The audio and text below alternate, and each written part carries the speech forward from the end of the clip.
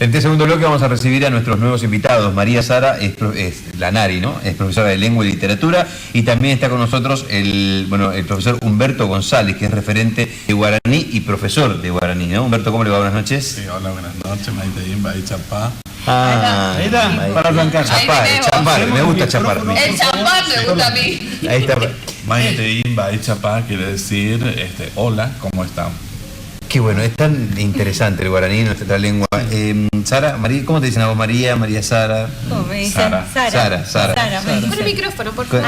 Yo me acuerdo, nos acordamos de vos, de tu rostro, a ver si le hacemos un primer plano a Sara. No, qué vergüenza. Porque ahí está, la de los videos en guaraní. Sí. Sí, que vos nos enseñabas a contar los colores. Los días de la semana, algunas palabras relacionadas a la escuela. ¿No se hacen más los videos? Y quedó ahí, hicimos un impasse porque, bueno, un año que nos mantuvo ocupados en otras actividades también que tienen que ver con el gobierno, con la dirección dentro del ministerio, pero vamos a retomar.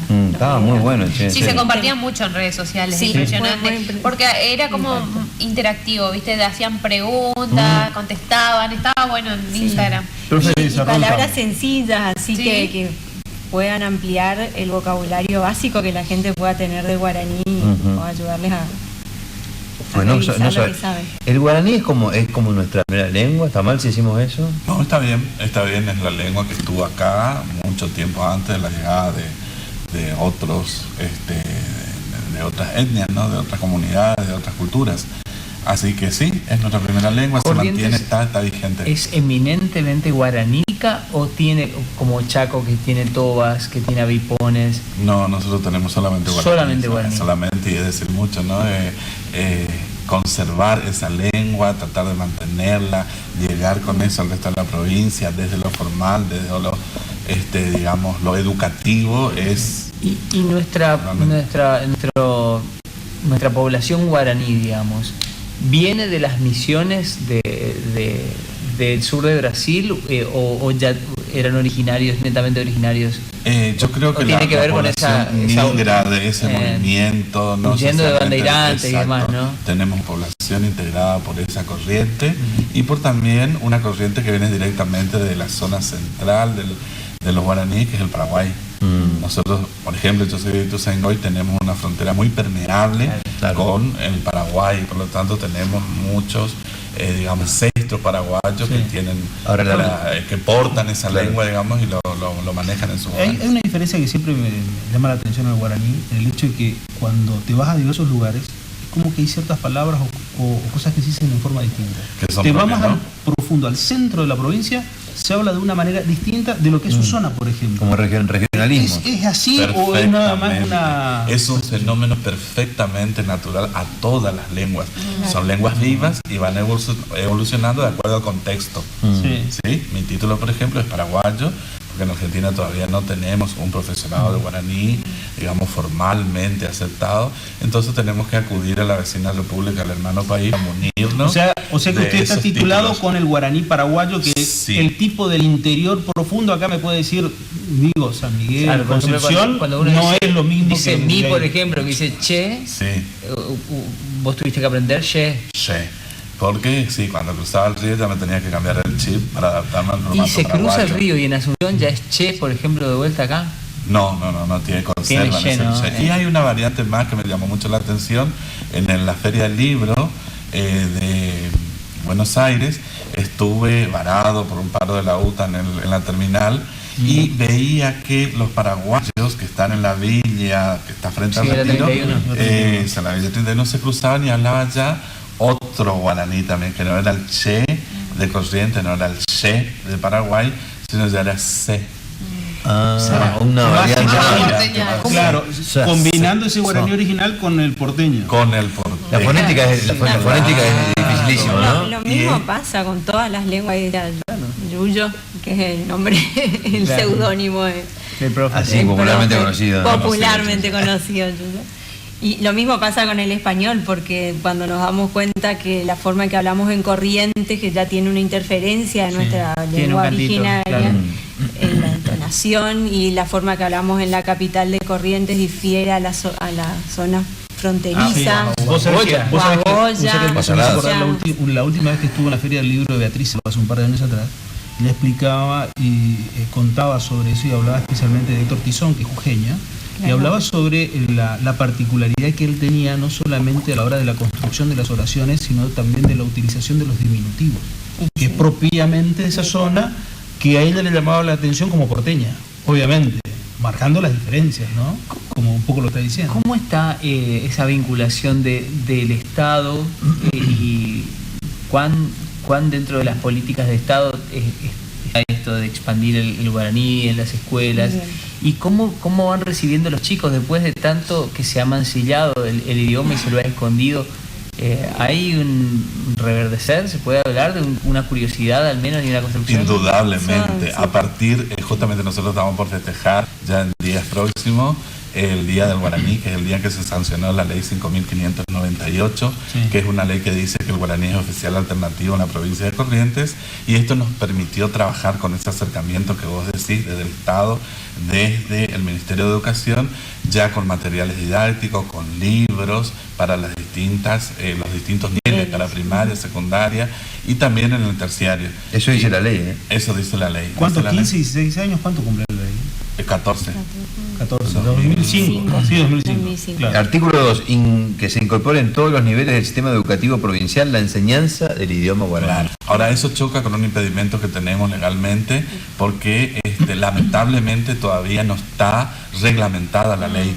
Sí, eso te estaba por preguntar si en todas las escuelas, no en todas las escuelas. No en todas las escuelas. Se ha iniciado un proceso dando como pruebas, digamos, como prueba piloto en las escuelas. Tenemos 4 escuelas de primaria, tenemos 3 escuelas en secundaria y en lo que tenemos mayor difusión son en los terciarios. En los terciarios perdimos la cuenta, ya oficialmente no sabemos. Ahora, yo quería preguntarte, Sara, ¿vos cómo te llega el guaraní? ¿De dónde llega? ¿Cómo te llega vos? Claro. Bueno, mi historia es muy particular y siempre digo que gracias a mi trabajo dentro de la Dirección de Educación Intercultural Bilingüe me reconecto con el guaraní, y con mi historia familiar, digamos, mi abuelo paterno era de San Miguel y hablaba guaraní y toda la vida trató de inculcarme un poco, de transmitirme un poco la lengua guaraní, por una cuestión generacional creo que fue de no haber aprovechado eso que él trataba de transmitirme. Y bueno, las vueltas de la vida me puso en la dirección y me puso codo a codo a trabajar con nuestros referentes de guaraní, nuestros referentes jurisdiccionales, y así fue surgiendo el compromiso de decir, bueno, la necesidad y la razón de ser de la educación intercultural bilingüe a nivel nación es justamente la de visibilizar las lenguas originarias, las lenguas indígenas en todo el país, y en Corrientes particularmente el guaraní correntino, que el año pasado fue por primera vez reconocido como una variedad de lenguas indígenas a nivel nacional. ¿El guaraní es una cuestión del norte de Corrientes nada más o de toda la provincia? No, de toda la provincia. ¿El sur también? ¿La costa del Uruguay también? Toda la provincia tiene presencia de guaraní. O sea, se reconocen los estudiantes, o sea, la matrícula de alumnos guaraní hablantes y la lengua que se habla por todo, digamos, por toda la gente. En algún momento, profe, le digo porque a mí me pasaba, mis abuelos también hablaban mucho guaraní, pero cuando nosotros, los más jóvenes, queríamos aprender algunas palabras, porque mis papás hablaban en guaraní cuando no querían que nosotros entendiéramos algo. Cuando tenían que hablar delante de los chicos de algún tema, hablaban en guaraní. Entonces yo quería aprender también y no me dejaban porque era como que, no sé si estaba como mal visto. Estaba mal visto. Eso hasta ahora cuenta con un desprestigio en nuestra lengua guaraní, que poco a poco debemos ir revirtiendo, ¿no? Pero hasta ahora saber guaraní nos suma, no es un plus, digamos. Yo soy profesor de lengua y además sé guaraní, como que no sumara. Como que si yo digo yo soy profesor y además sé inglés, wow. Sí, cambia. Otra mirada que se le da, ¿no es cierto? Sí. Y bueno, es con lo que tenemos que trabajar. Sí, ese es nuestro gran desafío, realmente como dirección dentro del ministerio, fortalecer esta mirada positiva sobre el bilingüismo que está presente en todas nuestras aulas. O sea, en la zona rural es harto evidente que todos nuestros alumnos que ingresan al sistema educativo desde el primer grado hablan como lengua materna el guaraní. Y eso es un gran desafío en el momento de la educación porque la maestra por ahí no habla guaraní. Entonces el niño que no la entiende a la maestra, que habla una lengua extranjera para él, o sea, genera dificultades. Por eso es muy importante lo que decía el profesor hoy, que las enfermeras, que la gente vinculada a la sanidad estén al tanto de manejarlo, ¿no? Yo trabajo, por ejemplo, en el Instituto Carmen Molina de Llano, donde hay médicos, y me dicen, yo me fui a San Miguel y no me sirvió de nada mi preparación, porque dio una parturienta y me dijo, dame la sábana. Le dio una sábana y paren prácticamente de cuclillas, ¿no es cierto? Como se acostumbraban en las etnias. Y entonces todo lo que aprendió, digamos, en su formación profesional, en ese momento no servía. Yo extendía la mano y recibía al bebé. Ese era mi trabajo, la doctora Clarisa Flores. Me hace acordar al doctor Luciano Pizarello, saladeño, médico de la primera hora, que estando en el hospital había un paciente que no quería comer, no había manera de conectarlo con ningún estudio que se tenga que hacer y nada. Y hasta que viene el doctor, le habla en guaraní, y es el tipo que encuentra el cielo, y ahí empieza a hablar. No hablaba español, no hablaba español, y el doctor ahí hizo ese vínculo y transformó, y que le generó la posibilidad, obviamente, de conectarse con la recuperación también, ¿no? Nosotros tenemos muchas de esas historias, a punto de que nos han contratado, por ejemplo, para dar capacitaciones en el Hospital de Salud Mental, porque habían derivado ahí a un paciente que teóricamente no respondía a los estímulos y era que no sabía hablar. Julián Cini habla en sus glosas, pero también en sus investigaciones, ¿no? Y yendo al guaraní, que el guaraní se diferenciaba, digamos, y se decía a persona a través de la palabra. El valor de la palabra era fundamental para reconocerse, ¿no? El hecho de que nuestro guaraní haya sido tan mancillado y ahora con esta vuelta de recuperación es un poco también recuperar nuestra propia identidad. Claro, por supuesto, está relacionado directamente, ¿no? Y esta lengua que fue por ahí sesgada, que fue postergada, que fue invisibilizada, es la palabra que nosotros usamos en la dirección, ¿no? Como para hacer notar esto de que estuvo escondida o de que estuvo vista en el ámbito académico escolar, y hoy se está revirtiendo esa situación y se le está empoderando al niño. Y podemos volver a sentirnos orgullosos de ser bilingües. Claro. Yo voy a agregar algo que yo tuve la oportunidad de trabajar en otras jurisdicciones a través de esta posibilidad que me da la EIB, que es la Educación Intercultural Bilingüe, y la gran diferencia que hay en Corrientes con otras jurisdicciones es que en Corrientes el criollo habla guaraní. Es una lengua que pertenece a todos, digamos, los correntinos, con el que el correntino se siente identificado, y eso es muy valioso, y es una lengua que se habla y que se usa.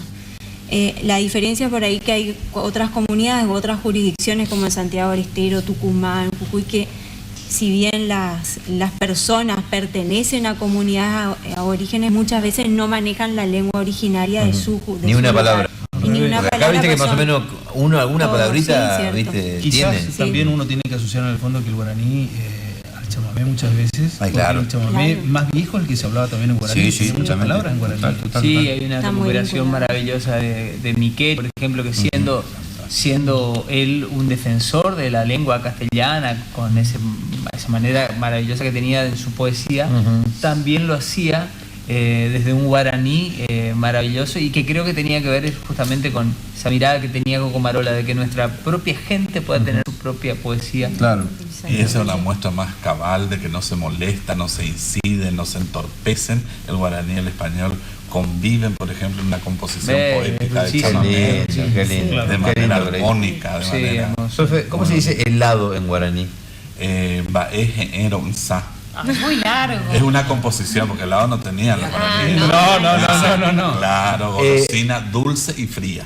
Golosina dulce y fría. ¿Cómo se dice? Baeje eronza. Baeje eronza. Oye, bien. Fragolina. Y ahora decía overtime. Bueno, atención. Llegó el momento de convidarles el mejor helado de Corrientes, que es Fragolina, que está en sus dos direcciones, en San Luis y Bolívar, y también en el shopping acá en Corrientes, ¿ok? Eso tengo que vender. ¿Y algo más tengo que vender o no? Nada más, ¿no? El helado. Profe, ¿qué gusto de helado tiene su favorito? Pero en guaraní. El guaraní tiene que ser. Delicia del Tarahui. Nará, limón, pacobá. El Paco. ¿Tenés eso, no? Banana. ¿Pacoa de banana? Banana. Ahí está. ¿Tenés pacoa? ¿Quiere Pacoa? Pacano, Pacoa. Acá qué bárbaro. ¿Sabés algo de guaraní o no? ¿Por qué tenés un basurero en la mano? No es basurero, es el nuevo pote de fragolina porque viene así grande ahora el helado, nada más que este. Es vino como con el la pote de pochoclo, ¿viste? Sí. ¿Vos sabés algo de guaraní? Sí. ¿Qué sabés? ¿Alguna palabra? Algo tenés que saber. Yajá, Catú, Vamos. Yajá, vamos, está bien. Vamos a la tanda, entonces. Angaú, Angaú, ¿es ¿Cómo guaraní? dice club social? Pero es- Club pero es- social, quiero saber. Paparicó Paparicó, sí. y helado fragolina. Y era- ¿Y club social Le cómo podemos se pedir al dice? profe que nos mande a la tanda. Que Por diga, favor. Esto es como el club social. Club social. Y ella que no me presentaste mirá. hoy, que le estoy mirando y no sé si me presentó. La señora Sara Lanari. ¿Y qué? ¿Cómo que hace? ¿Que usted no escuchó la entrevista? Profesora de lengua, de literatura. Algo que vos nunca harías, Sí, profesora. de verdad. ¿Te puede enseñar a escribir porque no? Sí, ya no, leer. Porque ahora tomé un desacho. Bueno, cuando quiera. Bueno, escuchá. ¿Qué gusto de helado? ¿Te gusta el helado?